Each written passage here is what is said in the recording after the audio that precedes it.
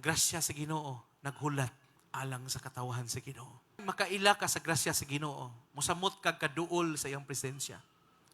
Kung makaila ka sa grasya sa Ginoo, musamot ka og kapsikit sa iyahang dughan ug magkaanam kag kalayo sa sala. Pero makalimot gani ka sa grasya sa Ginoo, musalig na dayon ka sa imong kaugalingon. Ug moingon dayon ka, wa na ko'y hinungdan, wa na ko'y pulos, wa na nilami akong kinabuhi, di na ko takos nga leader, di na ko angayan.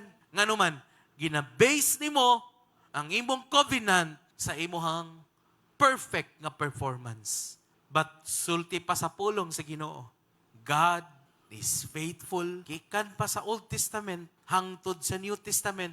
1 John 1:9, if we confess our sins to God, He is faithful and just to forgive our sins and to cleanse us from all unrighteousness.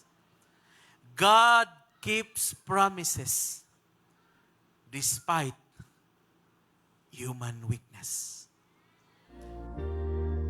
Kung musangpit ako ug muduol kanimo, tupagon mo tanang pag-ampo ko.